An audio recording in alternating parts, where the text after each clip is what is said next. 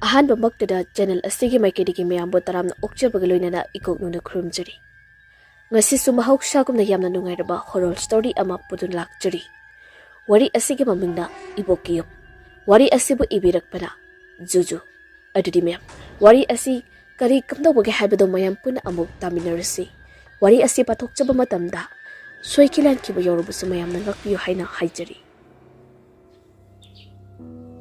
ꯁꯅꯥ ꯍꯥꯏꯔꯤꯕ ꯅꯨꯄꯤ ꯃꯆꯥ ꯑꯁꯤ ꯃꯍꯥꯛꯀꯤ ꯃꯃꯥ ꯃꯄꯥ ꯑꯅꯤꯒ ꯂꯣꯏꯅꯅ ꯅꯨꯡꯉꯥꯏꯅ ꯏꯪꯅ ꯆꯤꯛꯅ ꯌꯨꯝ ꯑꯃ ꯄꯥꯟꯗꯨꯅ ꯂꯩꯔꯝꯃꯤ꯫ ꯃꯥꯒꯤ ꯃꯃꯥꯅ ꯍꯥꯏ ꯁ꯭ꯀꯨꯜꯒꯤ ꯑꯣꯖꯥꯅꯤ, ꯑꯗꯨꯒ ꯃꯄꯥ ꯑꯗꯨꯅ ꯄꯨꯂꯤꯁ ꯗꯤꯄꯥꯔꯠꯃꯦꯟꯇ ꯊꯕꯛ ꯇꯧꯕꯅꯤ꯫ ꯃꯃꯥ ꯃꯄꯥ ꯃꯆꯥ ꯃꯈꯣꯏ ꯑꯍꯨꯝꯗꯣ ꯌꯥꯝꯅ ꯅꯨꯡꯁꯤ ꯆꯥꯟꯅꯗꯨꯅ ꯂꯩꯔꯝꯃꯤ꯫ ꯃꯃꯥ ꯃꯄꯥ ꯑꯅꯤꯅꯁꯨ ꯁꯅꯥꯕꯨ ꯑꯗꯨꯛꯀꯤ ꯃꯇꯤꯛ ꯂꯨꯅ ꯆꯥꯟꯅ ꯇꯧꯔꯝꯃꯤ꯫ ꯁꯅꯥꯅ ꯑꯁꯨꯛ ꯀꯨꯏꯅ ꯂꯩꯔꯛꯄ ꯑꯁꯤꯗ ꯃꯄꯥꯒꯤ ꯃꯔꯤ ꯃꯇꯥ ꯑꯃꯠꯇ ꯁꯛꯈꯪꯂꯝꯗꯦ꯫ ꯅꯣꯡꯃꯇꯁꯨ ꯃꯄꯥꯅ ꯃꯥꯒꯤ ꯃꯔꯤ ꯃꯇꯥ ꯁꯥꯒꯩ ꯅꯥꯇꯩ ꯑꯃꯗꯤ ꯃꯆꯤꯜ ꯃꯅꯥꯎꯒꯤ ꯃꯔꯝꯗ ꯁꯅꯥꯗ ꯋꯥꯔꯤ ꯑꯃꯐꯥꯎ ꯂꯤꯔꯝꯗꯦ꯫ ꯀꯣꯟꯅꯊꯪꯗ ꯁꯅꯥꯅ ꯈꯪꯂꯛꯈꯤ ꯃꯗꯨꯗꯤ ꯃꯥꯒꯤ ꯃꯄꯥꯒꯤ ꯃꯃꯥ, ꯃꯥꯒꯤꯅ ꯃꯕꯣꯛ ꯑꯗꯣ ꯍꯧꯖꯤꯛ ꯐꯥꯎꯕ ꯍꯤꯡꯗꯨꯅ ꯂꯩꯔꯤ ꯍꯥꯏꯕ꯫ ꯑꯗꯨꯕꯨ ꯀꯔꯤꯒꯨꯝꯕ ꯃꯔꯝ ꯑꯃꯗꯒꯤ ꯃꯥꯒꯤ ꯃꯕꯣꯛ ꯑꯗꯨꯒ ꯃꯥꯒꯤ ꯃꯄꯥ ꯑꯁꯤꯒ ꯌꯥꯅꯔꯛꯇꯕꯗꯒꯤ ꯃꯥꯒꯤ ꯃꯄꯥꯅ ꯏꯃꯨꯡ ꯃꯅꯨꯡ ꯁꯥꯒꯩ ꯅꯥꯇꯩꯗꯒꯤ ꯂꯥꯞꯅ ꯂꯩꯈꯤꯕꯅꯤ ꯑꯁꯨꯛ ꯀꯨꯏꯕ ꯃꯇꯝ ꯑꯁꯤ꯫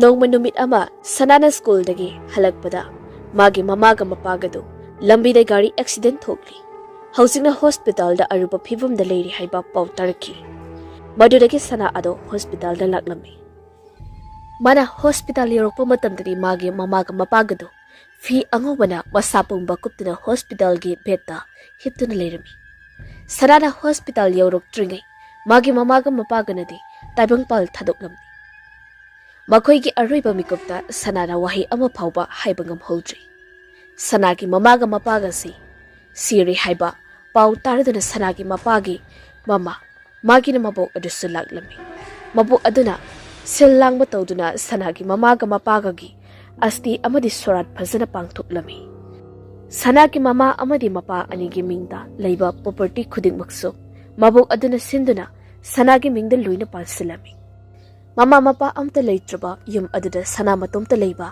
ꯌꯥꯗꯕꯅꯤꯅ ꯁꯅꯥꯗꯨ ꯍꯧꯖꯤꯛꯇꯤ ꯃꯥꯒꯤ ꯃꯕꯣꯛ ꯂꯩꯔꯤꯛꯀ ꯂꯩꯕ ꯇꯥꯔꯝꯃꯤ꯫ ꯁꯅꯥꯗꯨ ꯃꯥꯅ ꯑꯉꯥꯡ ꯑꯣꯏꯔꯤꯉꯩꯗꯒꯤ ꯂꯩꯔꯛꯂꯕ ꯃꯃꯥ ꯃꯄꯥꯅ ꯁꯥꯕꯤꯔꯝꯕ ꯌꯨꯝ ꯑꯗꯣ ꯍꯨꯟꯗꯣꯛꯂꯝꯂꯒ ꯆꯠꯄ ꯄꯥꯝꯂꯝꯗꯦ꯫ ꯑꯗꯨꯒꯤꯁꯨ ꯃꯊꯛꯇ ꯃꯥꯒꯤ ꯃꯕꯣꯛ ꯂꯩꯔꯤꯛ ꯑꯁꯤ ꯃꯥꯅ ꯃꯁꯛ ꯈꯪꯕ ꯉꯔꯥꯡ ꯅꯍꯥꯟꯇ ꯉꯥꯏꯔꯤ, ꯑꯗꯨꯅ ꯈꯔ ꯃꯈꯩꯗꯤ ꯍꯩꯅꯕ ꯋꯥꯠꯂꯤ꯫ ꯁꯅꯥꯅ ꯂꯩꯔꯝꯕ ꯌꯨꯝ ꯑꯗꯨꯒꯤ ꯌꯨꯝꯊꯪꯅꯕ ꯑꯍꯜ ꯃꯈꯣꯏ ꯑꯍꯨꯝ ꯃꯔꯤꯁꯨ ꯁꯅꯥꯈꯣꯏꯗ ꯂꯥꯛꯂꯝꯃꯤ, ꯑꯗꯨꯒ ꯂꯥꯏꯔꯤꯛꯀ ꯄꯨꯟꯅ ꯋꯥꯔꯤ ꯁꯥꯟꯅꯔꯝꯃꯤ ꯁꯅꯥꯒꯤ ꯂꯩꯐꯝ ꯆꯥꯐꯝꯒꯤ ꯃꯔꯝꯗ꯫ ꯑꯍꯜ ꯑꯃꯅ, "ꯍꯧꯖꯤꯛꯇꯤꯅꯦ ꯅꯕꯣꯛꯀ ꯄꯨꯟꯅ ꯂꯩꯃꯤꯟꯅꯈꯤꯕ ꯇꯥꯔꯦꯗꯅ ꯁꯅꯥ?"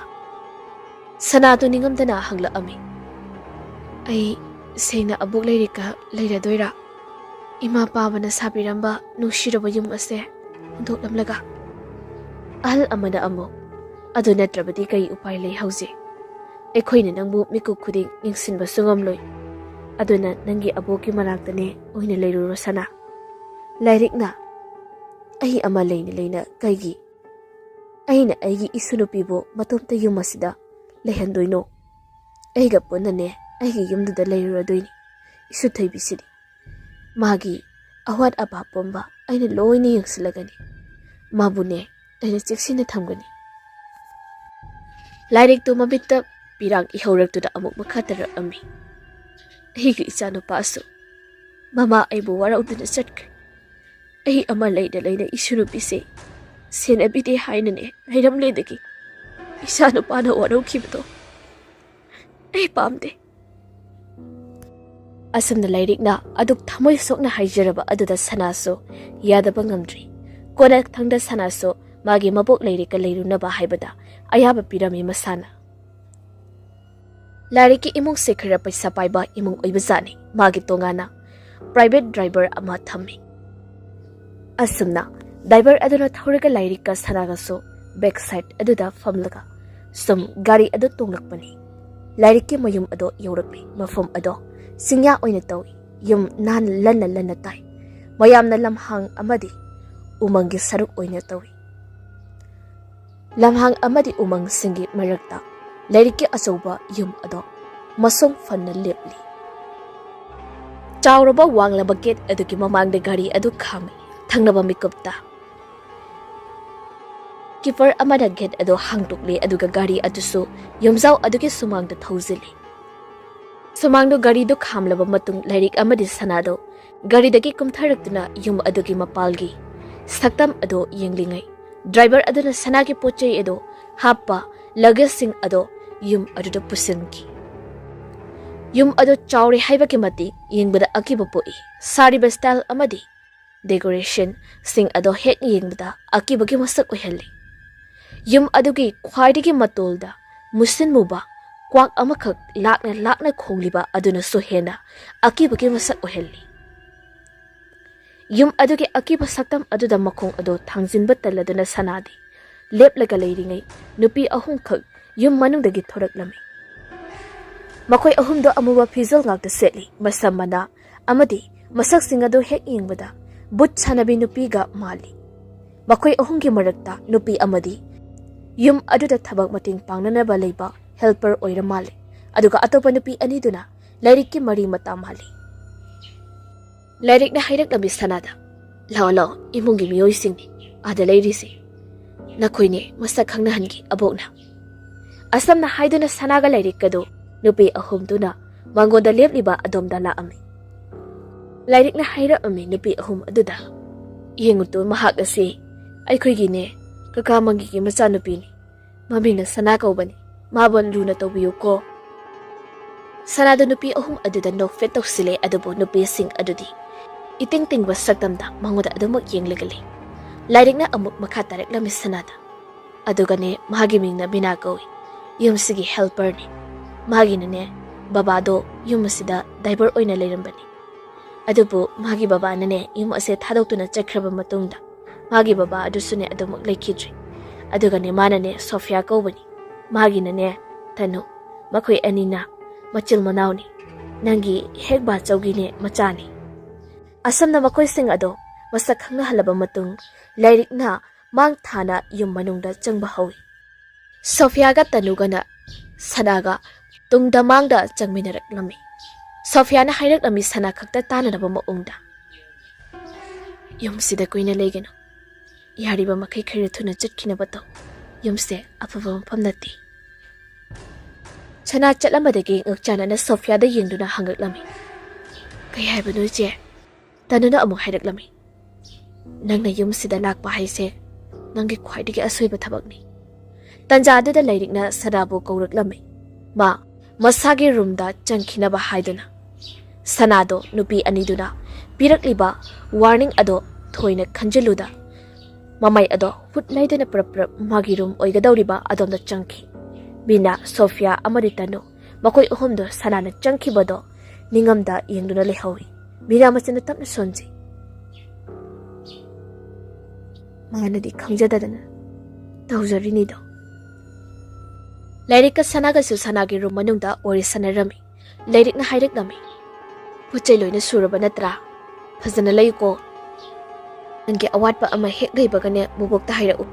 Aduga se. Asi haida na lairik na sanagi. Table adugi mamangda. Thariba chair aduda karigomba ama thami. Sana su mamay adu fat ondo ni yung luba matamda. Plastic ki life hidibi. Angaw ba pizol selfie ama kag chair aduda lirami. Life hidebi ado tasing ba taibang miyoy ba ama mali. Lairik na hairak nami. Life hidebi asigi maming Sonia haina ko bani. Robot kanya chap mani. Wari sana ba yabani. Wangang bani. Life hidebi ado machil lengduna. Sakfam di hongda. Hairak nami robot ki wal khungangda. Ay giming Sonia ko. Ay ngasidagi nangi marup oira bani. Life hidebi aduki matawda sanadi ngakpana loiri. Pamba suyam na pamli, sanana hangi. Bubokti kadari gileri no, sige life hidebi se. Bubok se life hidebi yon masabagi tapok sutawi. Ay mamang sa hida Delhi da ne. Exhibition ama yaw bazat pada lehekpanida. Sanado life hidebi aduda koida zana yingduna life hidebi adubo kausili. Numidang saktok na bamato, mahi magi kada changduna, loina hipnakri sanasu life hidebi ado. Bedside table aduda thamlaga, pamong da hifali.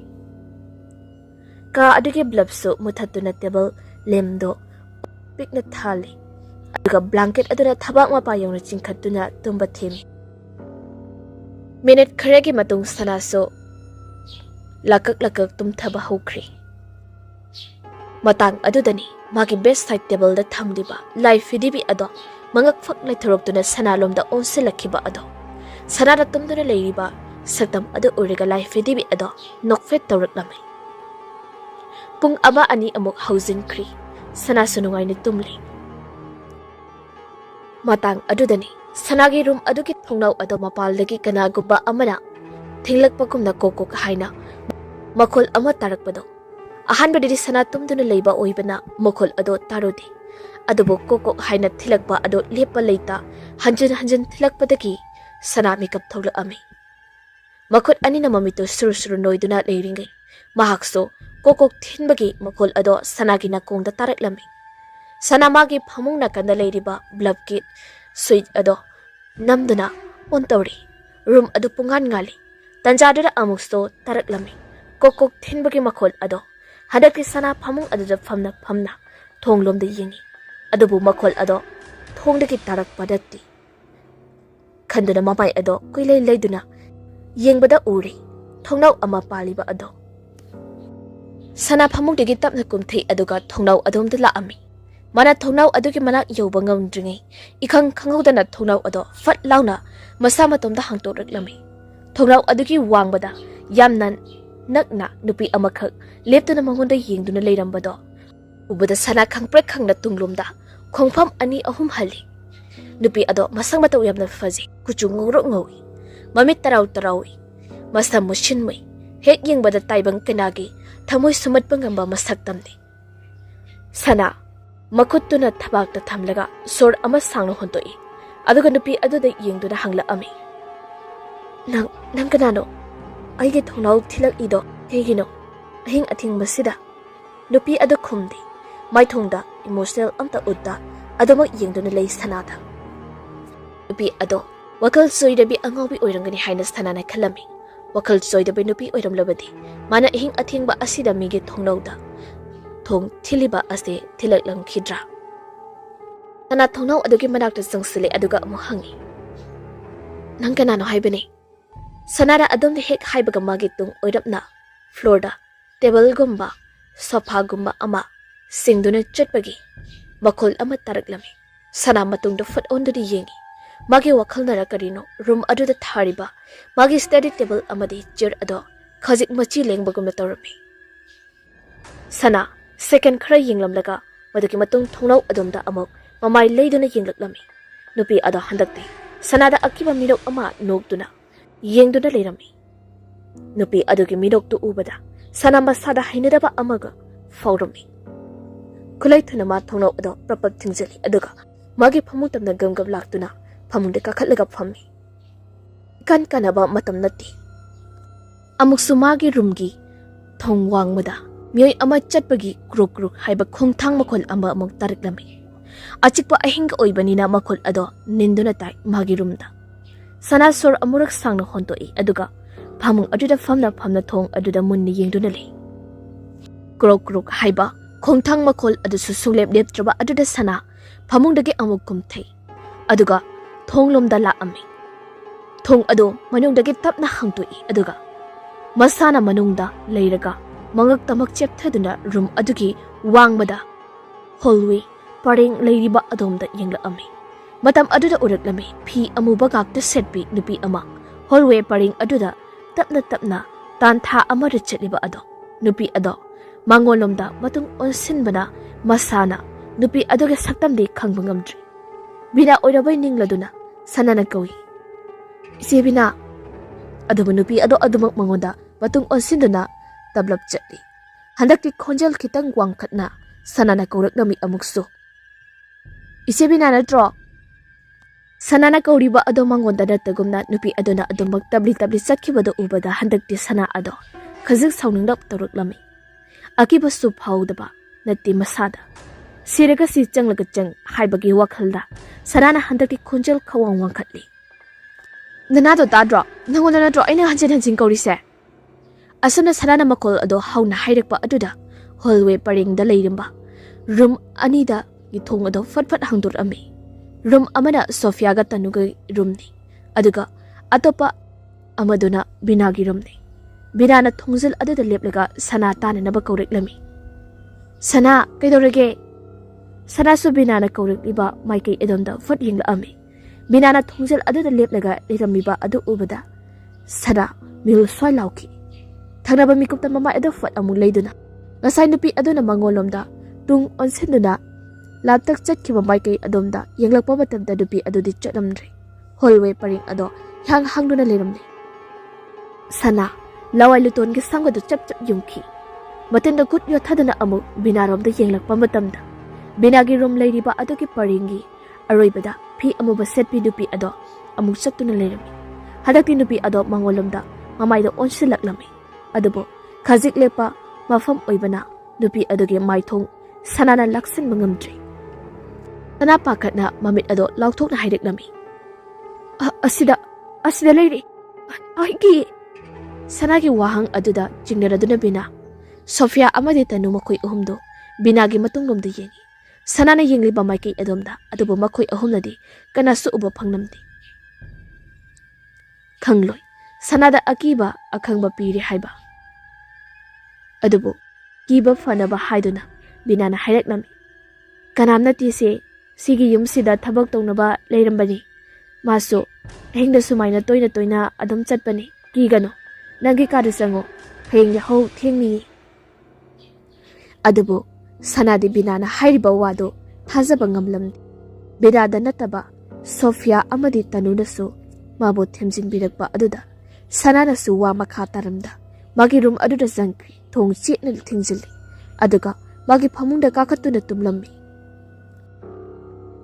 mathangi ayukni sanado mikap thoraktuna magi room da theliba wall clock aduda yenglakpa matamda pung taruk khara helakli sana magi phamungdagi kumthagi haina makong hek thangthabaga magi kangkha makhadagi nupi amana kapagi maungda susut tawbagi tablapa son thangnaba makhol ama taraklami sana makong ado fat thangkali aduga pulap tasillaga phammi ngarang ehing mangonda kihallakhiba mayam adusu tapna ningsingla ami thangnaba mikupta ngarang ahing nupi ama lepnamba thongnau adomda mamai ado hutlaidoni yengthori matamduda udaklami thongnau ado sabak phagbu makhi hangdokliba ado madu ubada ma soilaukiba khanghaudi mayak sengna ningsinglibani ngarang mana thongnau ado lonsinduna puna pansinkiba ado sana sur ado tapna holi sekel kharagi matung mana phamungda famliba adogi hik matungda phamung adumaktada miyoi ama famtharakpagi sahum sanana fangnami sana sur ado kitang thingi mihul mathong maram khangda hulai akibatana yomi masa ado adubu magi tungda famtharakliba misak ado kanano khangningi saktu kanano khangningbagi mayaina mamai ado tapna leiduna magi matungda yinglaklami mikup aduda ure magi tungda nupi amakhak khongrai sanna mamai non thaduna famduna leiramliba ado nupi ado tasingna miyoiba mali thongnaudagi homjilakpa ahingba nuksitna nupi adugi masam ado khajik homdoi sana khonjal nikna tapna koi nang kanano nupi ado source thangna hondokpagumna tawi aduga mamai ado non khali sana lomda di onsilakti sanana amuksu koi nang kanano haibani sumna sanana khonjal khitang kalapna timing adwaida magi roomgi mayai sabukta paliba ceiling fan ado masabatumta tabli ungba haureklami ceiling fan ado ungbagi makhol ado sanagi nakond singya yenutai adubu ma nubi aduda munna adomak yengduna lei ceiling fan adugi makholna sana magi haksangda chaina pibagumna tawraklami khangba ngamdrduna mamitu chajet ushilaga makut anina nakong mendana amuktang kanna lawima adubu mana lawbagi khonjal ado magi room manung aduda nenduna leiki magi khonjal ado room adugi wangbada satpangam khidi sanado adumna kanna lawba loiraba matungda mamittagi mapi senthaba makai makol kaya hauhanda kapthoraknami chahi nauribi mangonda haujik thokliba thaudok sing amadi Mangonda aki akang piriba mayam ase mahak puba ngamdri. Sana ado minute ani ahum kappa yaba kaple. Seling pen adona ungliba ado ma wakal tarude. Magi mangda nupi amakak famlaga lehoba ado suning singludri. Hangnaba mikupta sana makut ani changna mapi ado fat tayto ame. Aduga mamay ado fat nung kalagpani. Mikup ado da magi mamang magtada yamna nakna nupi amagi. Tam thiraba saktam na sumangonda yengna phamungduda phamlaga leirami. Pi ado masam makhwang yawna sangi mamay tangkhai ama masamna thadi. Mamay ge sarusing ado ihing na hingak tangairaba oibana natona karambano simbal na karambano khandokpa ngamdri adubo nupi adogi ngawrok ngoba mit adudi sana mana mayak singna ui. Sana do khangprek khangna lawi aduga konglai tuna phamungdagi kumtharaktuna thonglomda lakle aduga mana thong ado hange hek tobaga thong ado mapandagi masa matomda hangdok charaklami. Sana kini ying thong hangdorik uiba misak ado adubu magi mabuk lairi oiramba aduda magi akibasing ado kredi mangkri. Sana kapladuna mabuk de konsil. Babo ayamna kiri ay lebe ngamari ay biyamda tinbiro ayamna kiri babo. Mana aduna kapa aduda larik na mabu themjinbi. Tulase bubu ke sana bubong na wakal oihodaba na isubu tamthiraba room asida thamlori. Horendi ne room do amada leiro. Asamna larik na sana bu themjinbi baduna kisena puthorakli aduga breakfast to fazina pizarami. Sana do masakra normal oiraklama matamda larik na asamna hariklami. Bubong na wakal oirudaba nani sana. Nangla ngarang tumliba room adugi selling penda. Thaina yomsida thabak tawrambi nupi amakak thauri yanduna sirami. Matam adudagi hauna room ado khara tamna khotnaba tawbani. Bubok sune ngihak tudane nangi wakal khaludri. Isu lakpagi harawbaduna. Nangbu bubok ta warawganu ko. Binada hairagane nangi pochai singado atopa room amada loina pusilakladabani.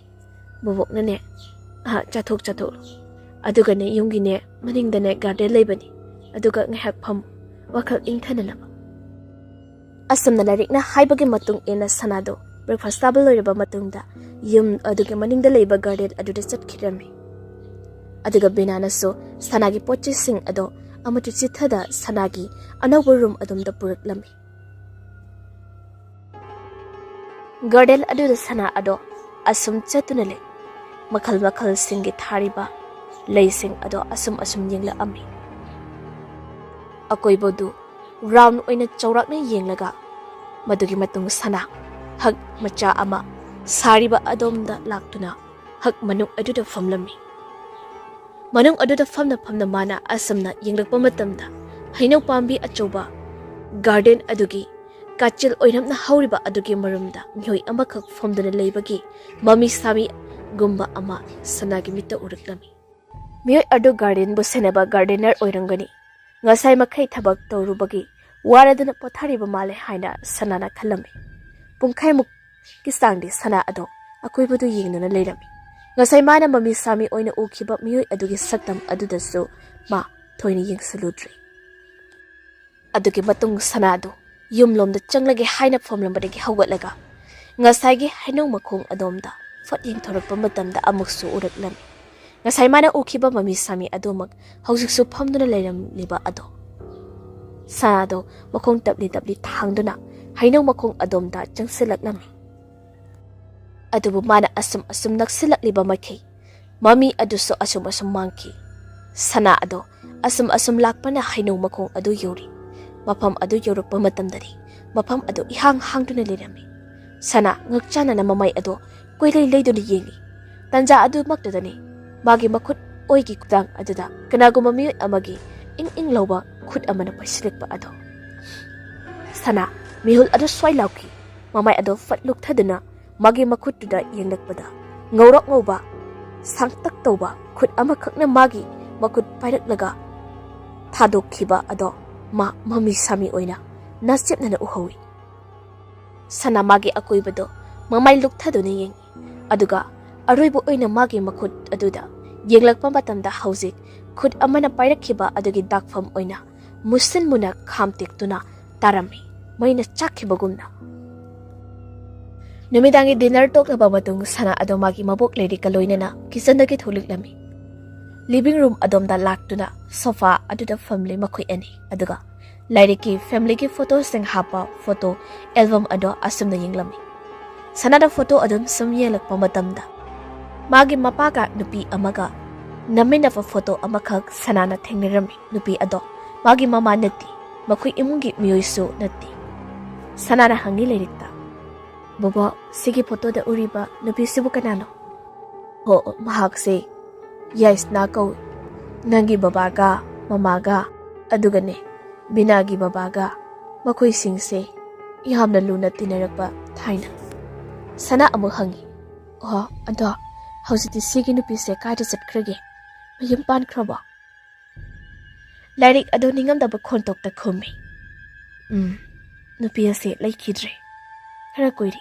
accident amada laikhidabani asamna sana amade lairik na wari sanariba ado thong adudagi marumdagi Sofia tanu amadi bina makoi ohum lona tarami numit adugi numidangi sanado atopa room amada hongbadagi masada akiba amata yauda nungaina tumlami sanana asamna isisina nungaina tumlingaigi magi room adugi manungdagi nupi amakhakna thamoi sokna hik hik launa kapagi makol adu taraknami makol adu sana mikap thorakli khonjal adu sum magi nakongda mayak sengna fazana tari sana hiplambadagi haugatuna fammi aduga musi ngaliba room adugi maingal lakta room ado sinba thungni jingla ami sanana asumna jinglakpa matamda uriklami room adugi kachin amada nupi amakakta sinduna famlaga mamaida pambomda ufsinduna kaplaga leiriba ado nupi ado thamoi sokna kapaduna masa phauba thak thak nipagumna tawi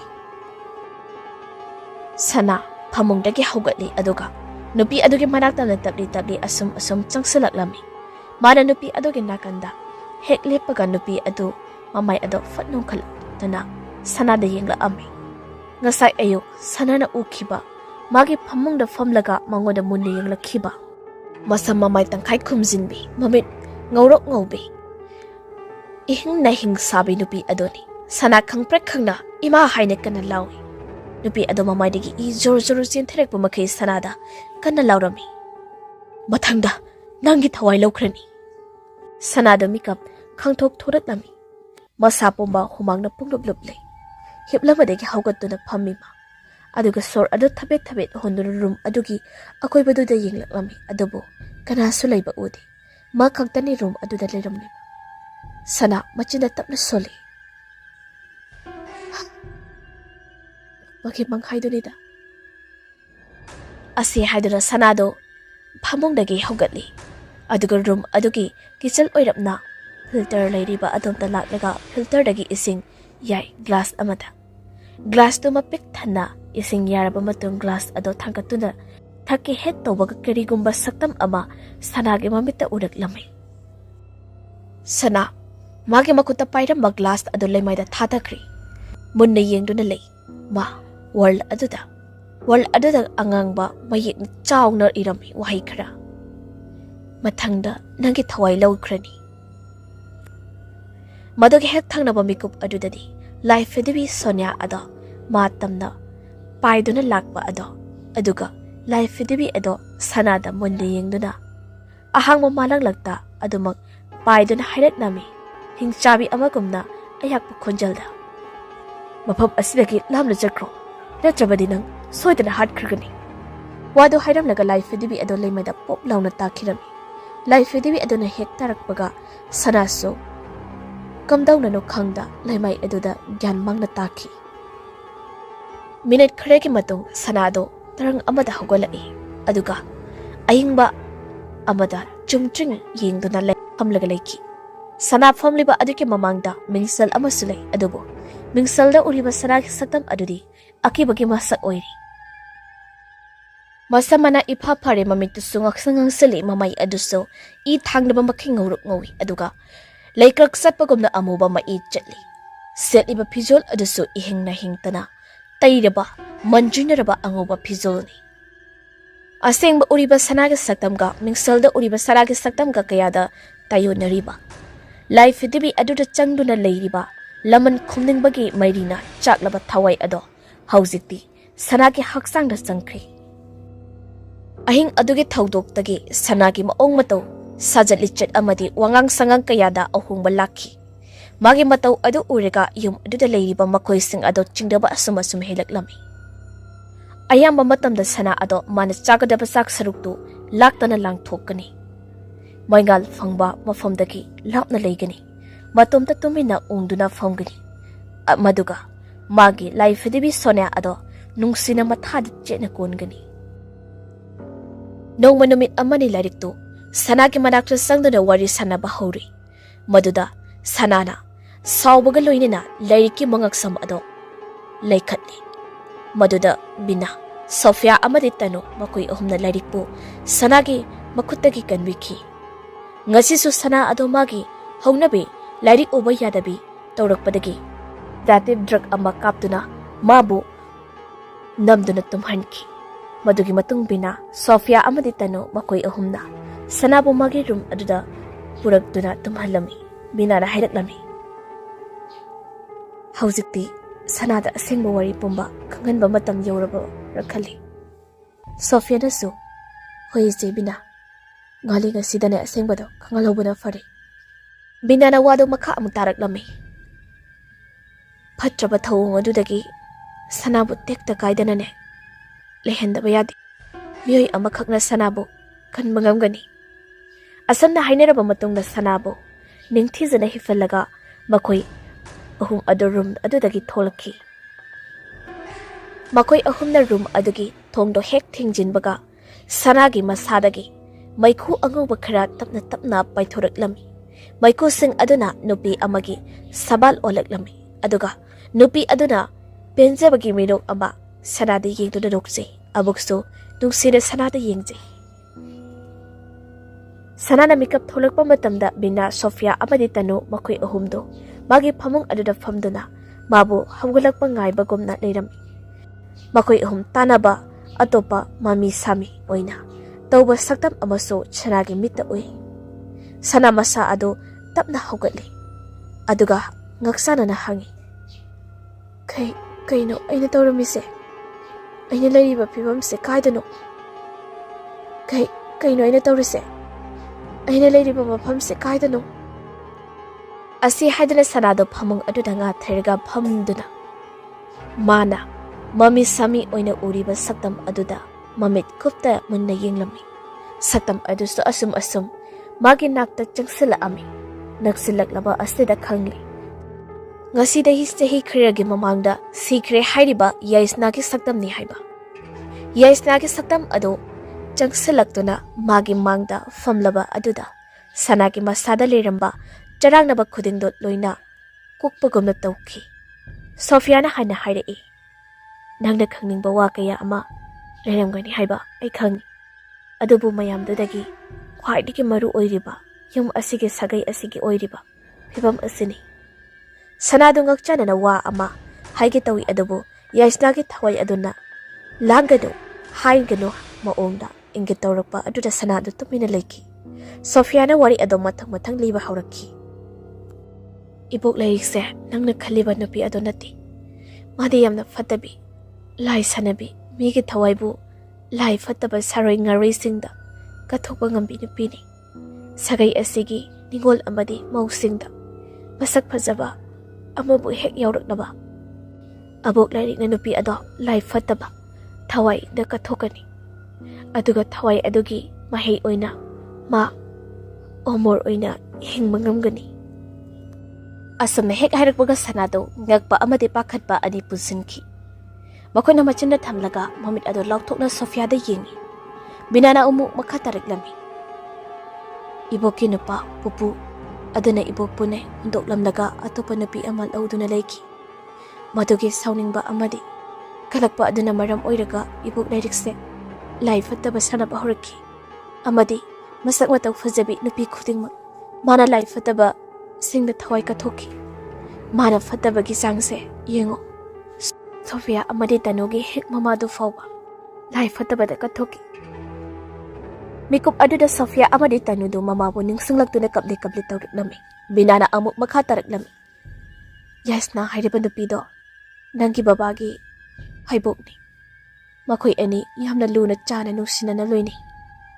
Adubu nongma numit amada ibok lairik nane longnom tawduna yasna bu phatraba laising ta kathoki. Matam khara leiraga nangi babana ibok lairik ki aron bali chatchang khanglaki. Magi mamit mangna uki. Ibok lairik na magi aron bar room da phatraba lai sanabaki saktamado. Madudagi nangi babado yum asidi thadoktu na chakki. Mana mapam asida kuina laitharabadi magi machanupi adusu yasnada thokliba thodok ase soidana thokani khangi. Mana koibusu kanba pamki adubu aikoi khanduna leirabadi mangonda awaba tarani khanna akoina magi mateng lokhide. Sophia ga tanugadi mana thawai kathokpa ngamdi maramdi makoi anigi ido phatraba thawai singduna pamba oidi. Ibok lairiksu nangi baba leitrabanina mana thawai kathokningai mi amata leitri. Thawai kathoktraba asi phatraba laising aduna su sauraduna ibok lairikta matam tharakhi. Adu phawbagi manungda mana thawai kathoktrabadi madu hatkani hairaki. Madudagi ibok lairik nangi bababu mana thiba hurki. Maramdi mana katkadaba thawai ase nang oibagini. Nangi babagi lekul khanglaba matung mana nangi ima baba animak hatki. Adugi accident da laitaba oina mayamda uhanki. Nangi ima baba laitraba matung nangbu ya yum asida purakhi. Nangbu nungsibagi nati. Nangbu phatraba laisingda hawai kathoknabagini. Bina amuksu makha taraklami. Aigi baba su lai sanai adubu mana kaubadi afaba lai ngaktani. Mibu ngakpi senbiba kanbiba ngaktani. Aigi baba na yasnagi thawai ado lairam lendagi kauduna lai fidibi Sonia asida changhanki. Mado ataigi karisu nati. Lairiki mathakta laman khomnanaba khaktani. Haujikti nangi nasada yasnagi thawai su sangma ngamli. Lairiki mathakta laman khomba yarani. Mara leitraba thawai sing adugi laman nangna matik chana khumuko sana. Sana hoi haibagomna makok tu nomi. Mikop adudani yasnagi khonjalna magi nakong khakta tananaba hairakpado. Ninigi sana ninigi amadi chamjaraba thawai singdugi laman nangna khumuko. Aigi phatrabi imado nangna hatluko. Samdaso Thana kiba matam ado yausilaklabada larikto sanabo hananaba sem sabal loikri. Magi arunba ka aduda phatraba laising sanaduna leiri. Lai sanabada chingraba pozai khudingmak magi akoibada koisinduna thami. Aduga mana mayai aduda kedal apikwa ama thanuna famli. Mana kaugudaba laising ado kaukraba matung larik ado mamit tapna pangi aduga chimbal chilap no fit tawna kedal aduga yenglaga haijai matomta. Aroibu oina sanagi hokchangbu laida kathoklaga aigi ithauloi. Madudagidi aisu omor oiregani. Mana adamna hek haibaga ikang khaudana yum aduda paliba thongnau khudingmakto bakol hauna sapu kana gam launa hangdokhi. Aduga mapandagi changlakpa nungsitna lairiki mangda thaliba kendal ado mutki. Lairik fuk haugatli aduga magi akoibada ye tanja adudadi khonjal amada kaurakpado. Ima lairik matungnumda fating thorai matam aduda uri sanana akiba minok amaga loinana mangonda yengduna leiramliba ado. Lairik na hairak sana nangbo potharaga leiba kaidaugi. Lairik mana di khangdri sanagi haksangda yasnagi thawai jangle haiba. Sanado handakte sauna hairak Imana asumna tawri kaigino. Aise imagi na chani. Nangdi nasaki ta khali. Lairik tu tunglom da tapna halli. Kaino nang na hairibo mayam sibu sanara khomi. Mana tawba khudingmak aire loina khangi. Imana omor oinabagi damakta imong asigi nupi khudingmak hatbani. Aikoi hatbadagi hindoktuna Nasu nupi phawba hatnanaba hotnariba natra. Hausikti nangki matam lori. Laman khumba lakle ai. Lairik su khangli. Yaisnagi thawai ado saragi haksangda sangduna makhoi mayambu hatkhige bagi damakta laman khumba lakle haiba. Lairik to mamai laiduna senki room adudagi aduga dalal mathakta terrace lomda chenkhatki. Mikup aduda yaisnagi thawai duso sanagi haksangdagi thoraktuna lairik pu tanaduna kaki doran mathak lomda. Yaisnada natana atay lairik na hatkiba thawai sing aduso lairik pu tanaraklami.